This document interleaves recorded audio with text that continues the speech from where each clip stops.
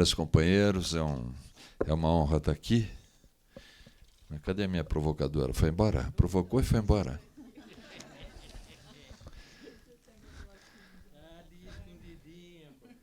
O Mário Covas, a quem eu servi como secretário da Justiça, dizia: fala o que você quiser, mas depois fica para ouvir. Falei que era tática de guerrilha, gente. Uma honra estar aqui e uma honra estar aqui olhando para Jair Kriski, meu modelo de defensor de direitos humanos, um homem fundamental na história do Brasil. E não falo isso pela amizade, eu falo isso pelo reconhecimento público de tudo o que você fez para apurar crimes. Tivemos uma vez ou outra os nossos caminhos se interligaram e isso para mim foi uma honra. A provocação é bem construída, fala em acesso a acervos, quer dizer, direito à verdade, direito à memória e à verdade. Uma rede logística que é exatamente uma rede entre todas as entidades que trabalham isso. Não me peça para dizer como fazer, vocês estão fazendo. Vocês estão fazendo com muita competência. E o papel da universidade? Vamos tratar disso. A Mike chama a atenção para a importância dos sítios de memória, pegar os lugares que a ditadura trabalhou e fazê-los reverter. Foi essa a coisa que se fez inicialmente no museu, no Centro de Resistência, na Resistência, no Museu da Resistência, que existe e é necessário que se visite, junto à Pinacoteca 2 do Estado, muito fácil de ser localizado, é o antigo DOPS. Vocês sabem onde é. E esse lugar ser sacado da segurança pública e colocado para a cultura, mesmo num governo democrático como Mário Covas, foi uma atividade difícil. E agora se nos depara, e eu queria até lembrar isso aqui, se nos depara uma outra coisa, justiça militar, onde houve de tudo menos justiça, onde até pessoas foram torturadas, como Cabo Mariani, pessoas foram torturadas ali, os juízes faziam uma tabelinha com a repressão, a gente sabe disso, aquele local precisa ser arrancado. Então eu não vejo Adriano Diogo aí, mas Adriano Diogo foi um dos companheiros. Vejo aqui Mary Michael Nolan, que nos ajudou tanto na Justiça Militar, foi uma grande defensora. É preciso tirar daquilo ali aquela ideia de que aquilo era um centro de injustiça, transformar num lugar de memória. Não é? Eu ajudei, mas Adriano foi uma força notável, é um homem que move montanhas, e nós tiramos aquilo. O destino do lugar em que se praticavam injustiças contra os companheiros, principalmente contra os trabalhadores, ia ser dado à Guarda Municipal. E a presidente Dilma nos ajudou a tirar isso, e aí precisava entregar uma entidade oficial, entregou a OAB, e a OAB, com a ajuda de muitas pessoas, inclusive do Memorial da Resistência, tenta transformar aquilo, agora, inclusive, com a participação dos trabalhadores, no lugar que revele as memórias daqueles que foram torturados. Não é só dos advogados, não é só dos estudantes, mas é dos trabalhadores. Trabalhadores a quem a ditadura odiava. A lei de segurança foi construída para dizer que os trabalhadores eram muito mais perigosos, entre aspas, do que aqueles que empunhavam armas. O artigo 43, que fala da reorganização, a impossibilidade de reorganização da UNE e do Partido Comunista, tinha pena maior do que a dos outros, enfim, daqueles que integravam as organizações armadas. Então, a primeira palavra é o seguinte, eu volto ao que a Rosa disse. Rosa foi minha sócia de escritório, minha querida amiga, e juntos defendemos Lúcio Belantani, enfim, naquele espaço de injustiça militar. O básico da reparação, aqui no direito brasileiro, é aquele que, por ato ilícito, causa dano a alguém, tem que reparar. Mas a reparação pensada pelo Código Civil normalmente é uma reparação que se traduz em dinheiro. É indenização, publicação de sentenças, às vezes, pensões, mas isso tudo se traduz em dinheiro. O Ivo Herzog reclamava outro dia que o governo brasileiro só cumpriu a sentença da Corte Interamericana de Direitos Humanos na parte que dizia respeito a dinheiro. Pagou uma indenizaçãozinha, publicou nos jornais a sentença da Corte, um resumo da sentença da Corte, e acabou. E a sentença era muito além disso. A sentença tratava de reparação. E reparação para a justiça de transição tem contornos completamente diferentes, né? A justiça de transição tem os pilares exatamente na memória, verdade, justiça e reparação. Não é? E não vou precisar falar aqui, mas em alguns lugares a gente precisa falar. Não é?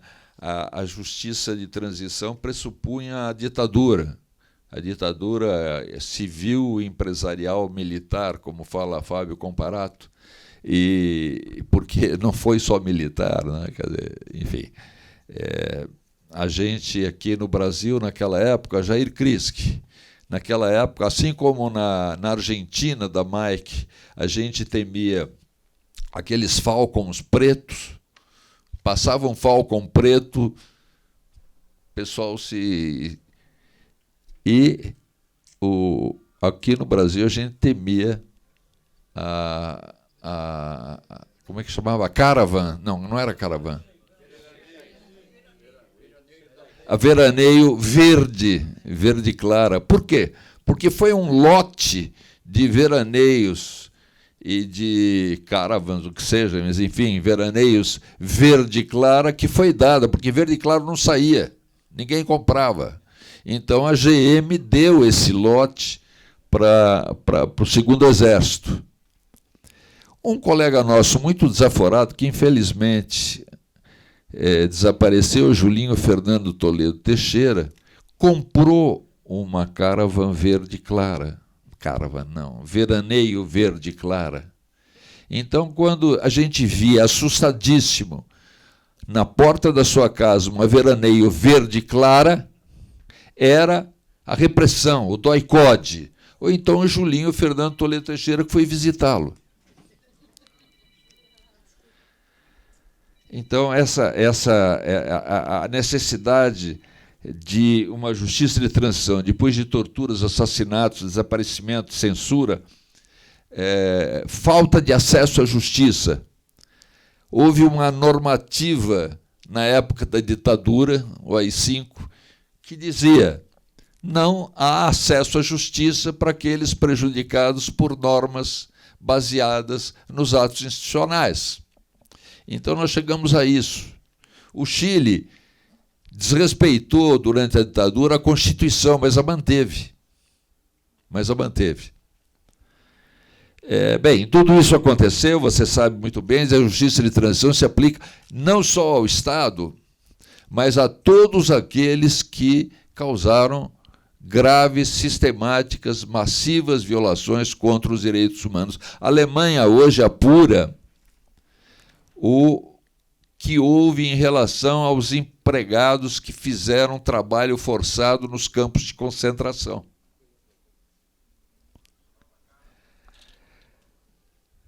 Bem, e a justiça de transição tem esses eixos. O direito à memória é a verdade, não é? A memória não é só a retenção do que aconteceu, mas a necessidade de buscar informação, porque se liga com o direito à informação, né?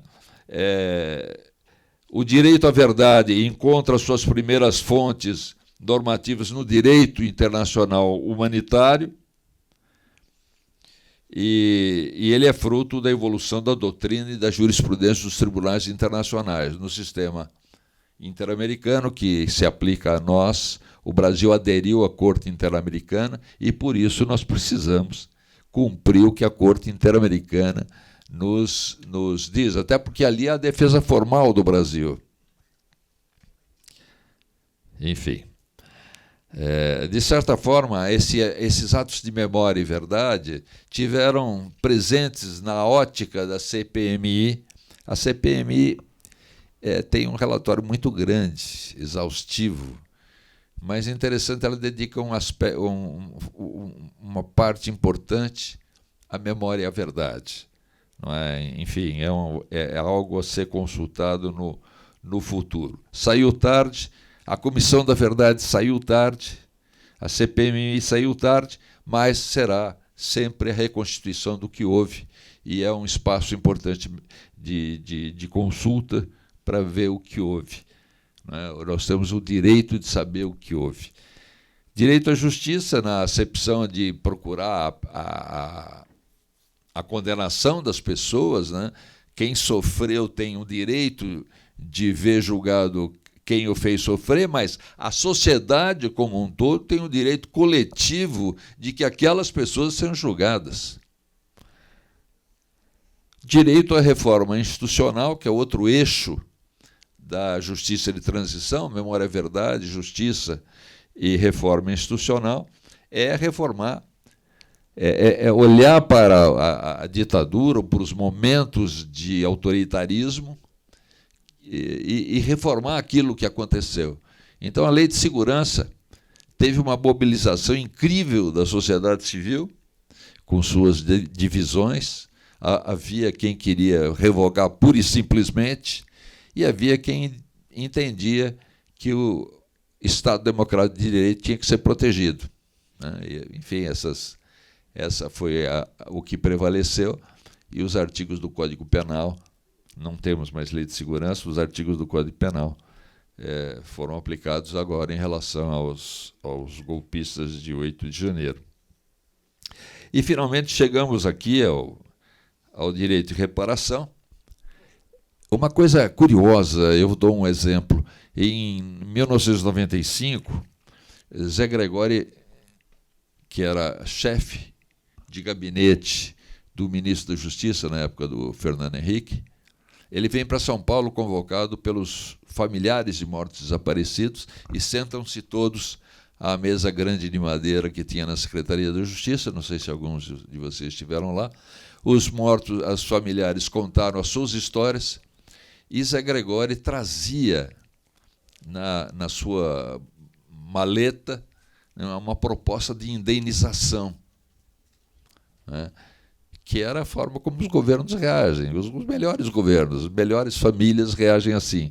E os familiares falaram que queriam muito mais. E, nesse dia memorável, aproveito para homenagear Zé Gregóri, né? Sempre os familiares de qualquer origem partidária lembram que ele foi uma pessoa importante. Ele que trazia aquela proposta, ele largou a proposta e disse que ele próprio era filho de um assassinado, né? E contou uma história que ele nunca tinha contado e nunca mais contou depois.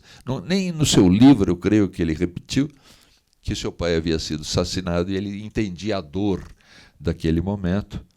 E o Carlos assistia a tudo ali, porque era secretário. Mary, você estava lá? Michael não estava lá. Então, mas ajudou a convocar isso de qualquer jeito. E dali saiu uma comissão para buscar a verdade, né? Se ela trabalhou bem no início em busca da definição da análise dos casos individuais, depois houve uma certa resistência. Eu lembro que a gente chegava lá em Foz do Iguaçu e recebia um oficial que o delegado dizia: puxa vida, eles acabaram de ser destruídos, os arquivos. Era coisas assim que a gente ouvia. Mas o que eu queria dizer a vocês é que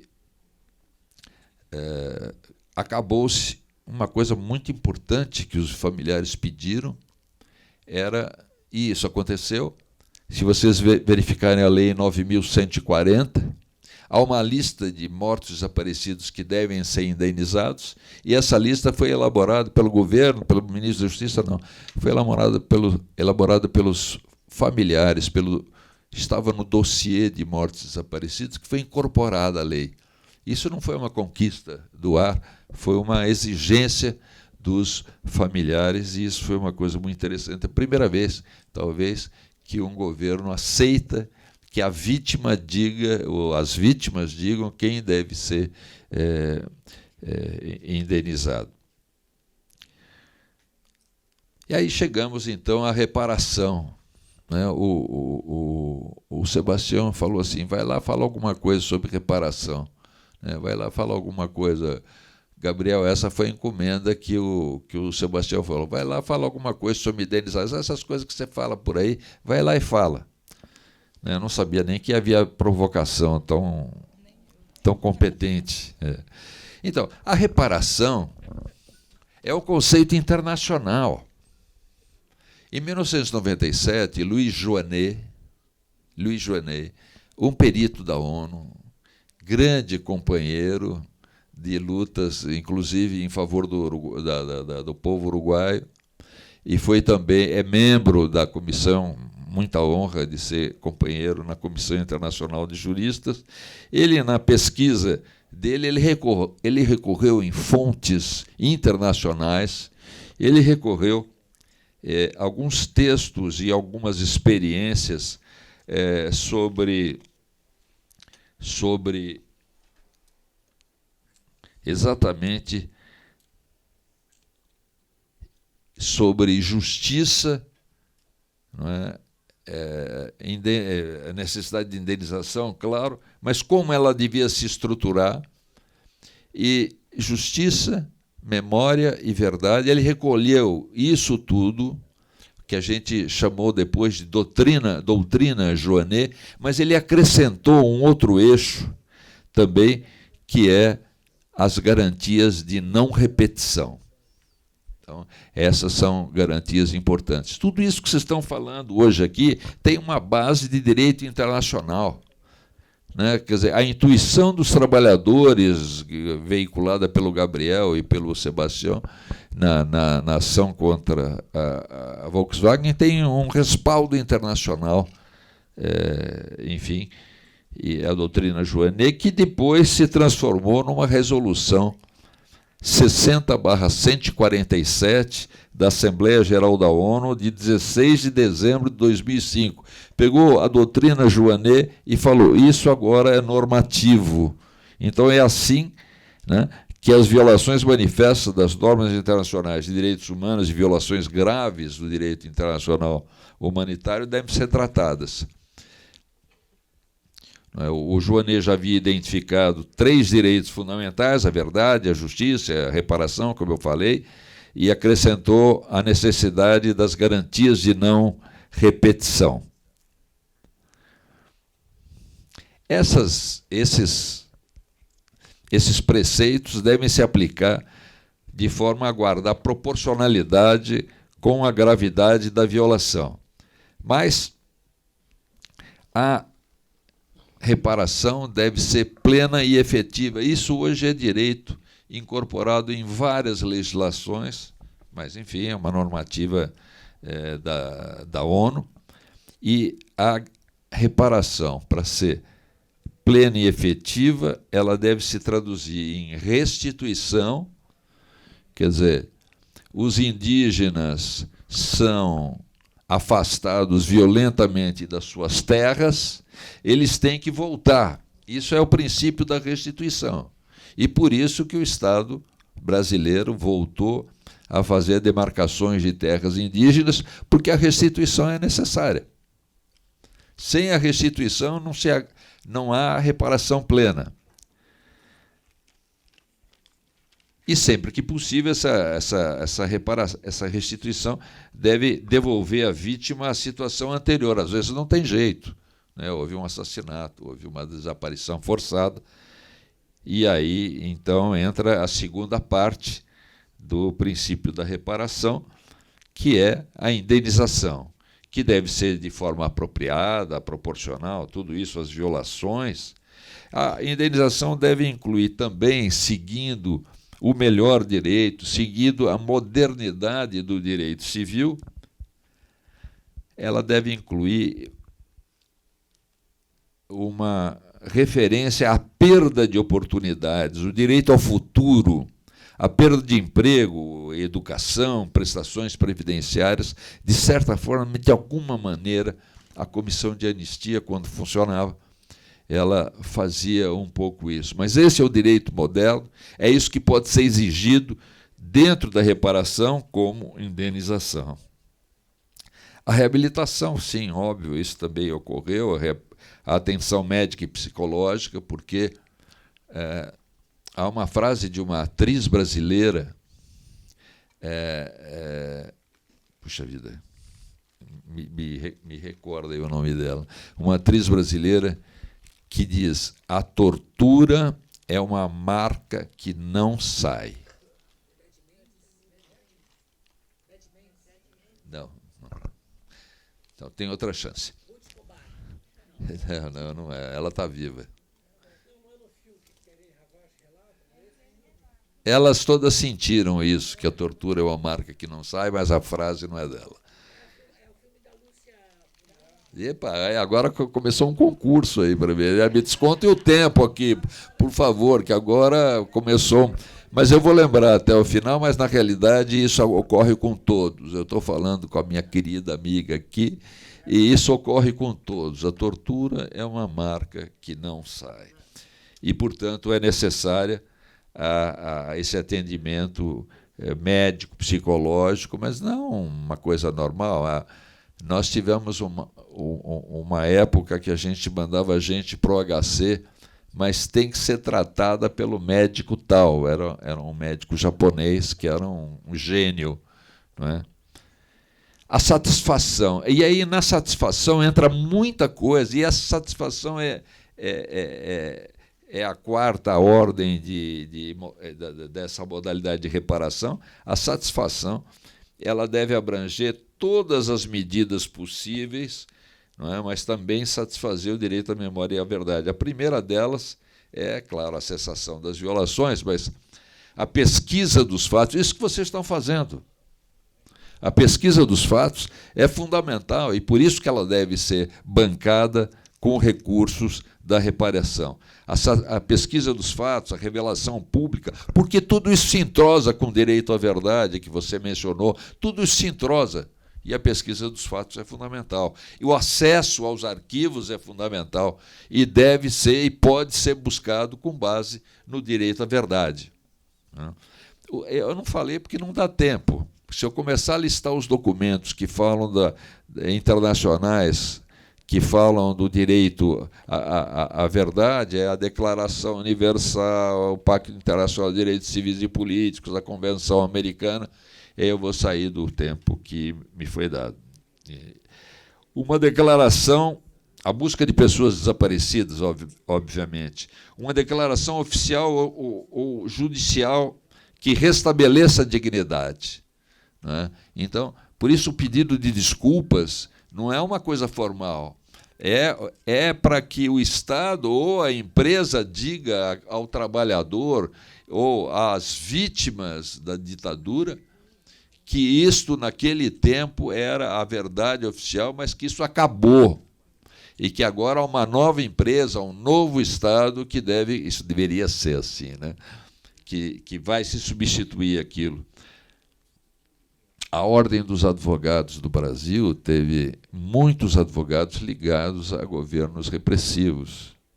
A Universidade de São Paulo teve inúmeros professores, como o professor que abriu a sessão falou, mas não é por isso que hoje a gente não aceita a USP, não aceita a OAB, porque depois disso, integrantes dessas instituições refizeram a dignidade dessas instituições. Claro, um pedido público de desculpas, a aplicação de sanções judiciais e administrativas, o estabelecimento de comemorações e homenagens às vítimas. Esse foi um ponto. Parece que os componentes da CPMI leram essa resolução porque eles criaram projetos de lei para o Dia da Resistência Democrática, projeto de lei para o Dia da Democracia, porque isso é importante. Por quê? Porque lá na frente não tem mais ditadura tal, mas tem um dia e as homenagens todas e a lembrança do que foi, porque hoje, olha, se vocês entrarem numa escola pública e perguntarem fatos da ditadura, eles vão fazer cara de paisagem, se não fizerem caras piores. E se vocês, às vezes, conseguirem falar sobre ditadura... Eu fiz essa pesquisa, eles não sabem nem o que é ditadura. Eu, quando falo para outros públicos, claro, eu tenho que dizer, houve ditadura no Brasil, enfim, aqui não precisa. Mas, enfim, a resolução ela estabelece também garantias de não repetição, o exercício do efetivo controle pelas autoridades civis sobre as Forças Armadas, a adequação dos procedimentos civis e militares às normas internacionais, o fortalecimento e independência do Poder Judiciário, a proteção de todos os profissionais de direito, e bem assim dos defensores de direitos humanos, e inúmeras outras providências ligadas à educação, à observação de códigos de conduta e normas éticas. Vocês veem, leiam uma das sentenças, por exemplo, o caso Gomes Lunte, ou então o caso Herzog. Vocês leem uma dessas sentenças e tem todo o julgamento do caso concreto e mais N outras recomendações para os outros casos, para o restabelecimento da democracia plena, enfim. O caso Gomes Lunte, por exemplo, ele fala do caso do Araguaia, todas as consequências que tem a ver, mas ele determina providências para os demais casos, para a necessidade de apuração dos demais casos, para a observação do direito à verdade nos demais casos. E assim também a promoção de mecanismos destinados... Eu estou acabando. Não joguem o quê? Não joguem nada. Então, a promoção de mecanismos destinados a prevenir, cuidar e solucionar conflitos, isso é fundamental, e a revisão e reformas de leis, que a gente viu que a Lei de Segurança Nacional foi revista, era necessário revê-la, porque ela tinha um foco na segurança nacional, e essa lei, vamos dizer, os artigos que se incorporaram ao Código Penal têm um foco no Estado Democrático de Direito. Enfim, há muitos... Agora eu vou falar de uma coisa final, o papel da universidade, o papel das vítimas, né? Acrescentei o papel da universidade. As vítimas são fundamentais. Sem vocês não acontece nada. Não acontece nada. Eu dou um exemplo de El Salvador, por exemplo, que teve uma guerra civil prolongada, e após a guerra civil a ONU falou assim, agora vamos estabelecer uma comissão da verdade. E sim, fizeram uma comissão com participação de grandes nomes dos direitos humanos, acabou a comissão, os comissionados da ONU saíram, não voltou uma ditadura, mas voltaram governos fortes, que eliminaram tudo aquilo que tinha sido observado e que motivou o povo salvadorenho a convocar um tribunal internacional de justiça de transição para El Salvador. Ou seja, estabeleceu-se esse tribunal internacional que ouviu as pessoas, porque uma das coisas fundamentais é negar o direito da pessoa de falar, de contar a sua história. Para isso que a Comissão da Verdade era importante. Não é para tomar providência, mas também para ouvir todos os que sofreram. A Comissão de Anistia, querida, é também exatamente isso. As pessoas vão lá para dizer o que sofreram, como sofreram. E esse tribunal ele exerceu uma tal força, ele ganhou uma tal força moral. Uma vez um jornalista falou assim, mas o que um tribunal moral vai fazer aqui? Eu falei, eu não sei, pergunta para as vítimas que nos convocaram, né? E elas conseguiram mobilizar em torno da discussão porque o El Salvador foi um dos lugares, como a Guatemala, que havia massacres, não é? Os militares queriam saber onde estavam a juventude militar que havia fugido para a luta e encontrava quem? Velhos, crianças e mulheres. E matavam todos, claro. Então, essa memória dos massacres, eles queriam que voltasse a acontecer, e aí aconteceu um fato curiosíssimo, porque a gente decidia, na sentença do tribunal, que devia revogar a lei de anistia. Houve tal mobilização que o Tribunal Superior revogou a lei de anistia. Não pelo tribunal, mas... E a cada final de reunião, estou acabando, já acabou, né? Vai cortar minha palavra, minha voz? Eu agradeço. Não pode. Então, só para contar isso, o tribunal mandava as sentenças para o Ministério Público, e o Ministério Público tomava providências, uma coisa curiosíssima.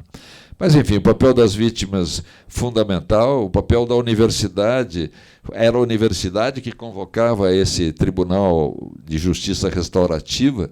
Então, o papel da universidade é fundamental. Hoje a universidade, a Unifesp, por exemplo, que está pesquisando vamos dizer, o subsolo do doicote, né? Enfim, eu queria só terminar lembrando uma coisa curiosíssima, que é o papel da vítima.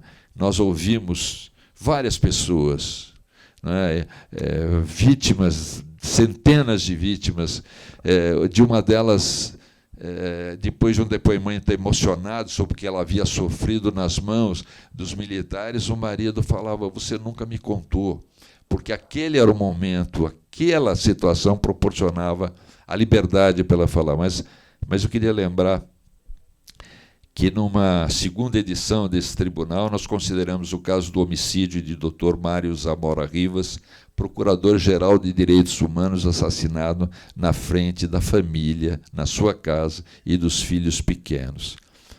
E o depoente foi o seu filho, que tinha visto.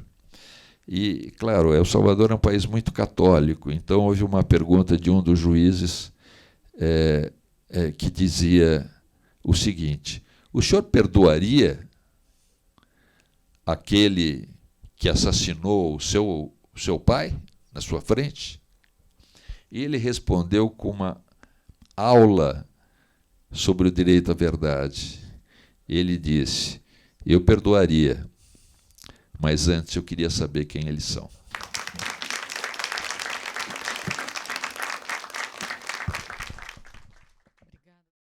É nosso dia, companheiro.